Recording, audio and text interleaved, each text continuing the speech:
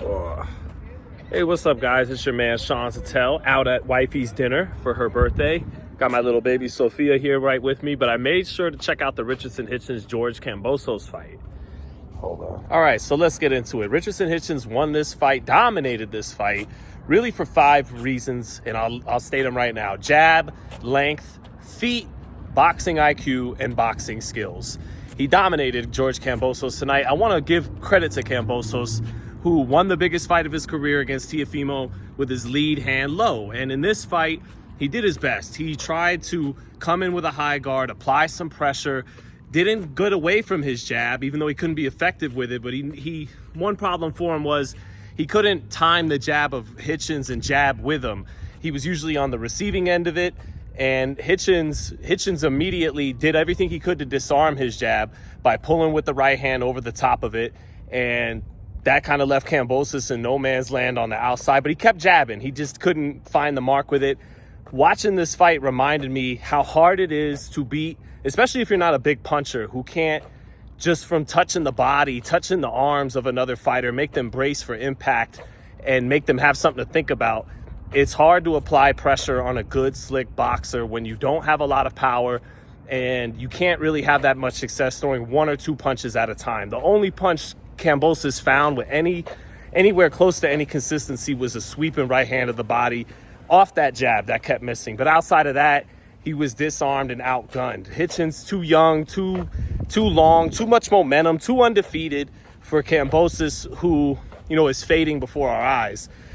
His conditioning isn't as good as it once was. He was once able to get up from a 10th round knockdown against Teofimo and finish strong and close the show and win the 12th round to win the lightweight championship. Against Lomachenko and Hitchins, you could see him fading down the stretch, and his body at these weigh-ins isn't quite the same. So I like George a lot. He's one of the most stand-up, straight-up guys in boxing. But we see that he's fading. He's deteriorating in these last 2 fights against Lomachenko and Hitchins. As for Hitchins, one thing he's really got going for himself: he knows thyself. He knows his identity. He's a little predictable in that sense. He's going to use the jab, one of the better jabs, you could argue one of the best jabs in the game. He's got a hell of a long jab.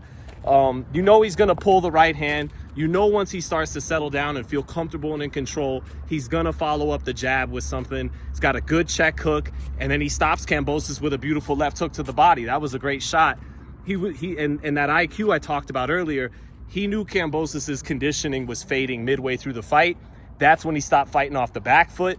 That's when he stepped to Kambosos, stayed in the pocket, and knowing he was getting tired, invested in the body, and that's how he got the stoppage instead of headhunting. And kind of a savage moment for Richardson too, because he's saying to Kambosos right before he stops him, he's telling the corner to stop it, and he's asking George, do you really want to keep taking this? So a little bit of killer instinct there from Richardson Hitchins, who gets his 8th knockout in 20 wins. We know he's not a puncher, but he is a stinging guy. His speed is his power. It's enough to make you think about it. And you saw the way he was able to cut Kambosos' face up. Dude's jab was slicing him up. His punches have sting on him. He's not a heavy-handed guy, but the speed is the power a little bit. And Richardson Hitchins is good. Again, I think 2 things he lacks: not a big puncher, although he's a sharp puncher. And again, he's a little predictable. He's not as dynamic or unpredictable as a Teofimo Lopez's punch selection, or obviously Terrence Crawford, someone like that. He's going to stick basically to the 1, the 2, and the 3. He's going to touch the body a little bit. Outside of the Gustavo Lemos fight and Bauza, I haven't really seen him throw the uppercut that much, but he's got his style down packed so much. You see Devin Haney, who's obviously more decorated than Richardson Hitchins. That's a good fight, by the way, if you like pure boxing.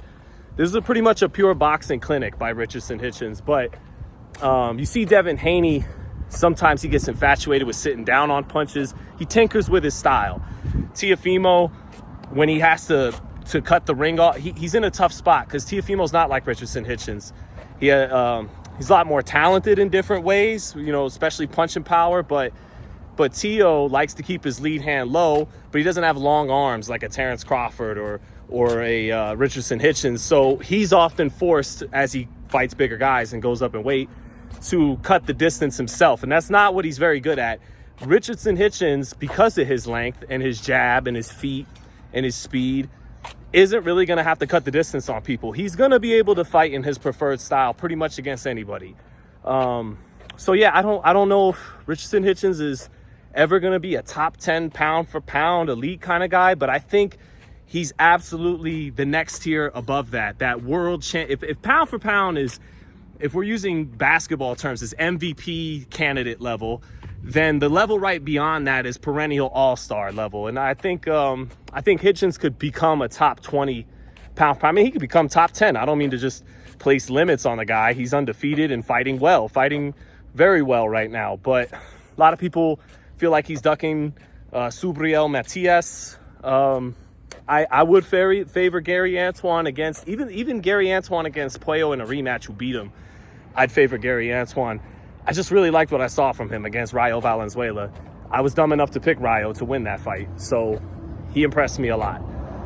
But to sum it up for Hitchins, great jab, great pull right hand over the top of the jab of Kambosos. Check hook. Anytime he wanted to, take a step out until Kambosos weakened a little bit. Then he stepped to him, and he showed some killer instinct. He got him out of there with left hook to the body. Shout out to Richardson Hitchins. He's the only champion, I believe, right now from Brooklyn. T.O. too, but T.O. is half Brooklynese, half Floridian. And Richardson Hitchins is our pure Brooklyn champion right now. Bruce Carrington, I think, will join. He will for sure, because he's fighting the number 13th ranked guy by the WBC to win a vacant WBC belt. So he will definitely join him soon, by next month. But yeah, Hitchins is the only champ from Brooklyn right now, and he's fighting well. So peace out. What do you think, Sophia? What do you think? She agrees. Oh, and one more thing. Just as I was watching this, I got to reiterate again. It's hard to beat a good boxer with a good jab, good IQ, good feet, throwing one or two punches at a time. That's something that I think about with Canelo and Crawford in September. Canelo likes to throw one or two punches at a time. Crawford's got a busy jab. He's not as youthful and as bouncy in his feet as a guy like Richardson Hitchins, but just something to think about for Canelo. Watching this fight, what it reiterated to me was, when you're putting pressure on a really good boxer with solid, good defense, good jab and speed, you got to be ready to throw those decoy punches. Whether it's a lead right hand to set up a left hook to the body, whether it's the jab to set up a right hand to the body, I don't know. Easier said than done. I wouldn't be able to figure it out against those guys. But the reason why Emmanuel Stewart and other guys would say you have to throw combinations against a good defensive fighter, that first shot's not going to land. And you got to find a way to disguise the second or third shot behind the first or second punch to set it up.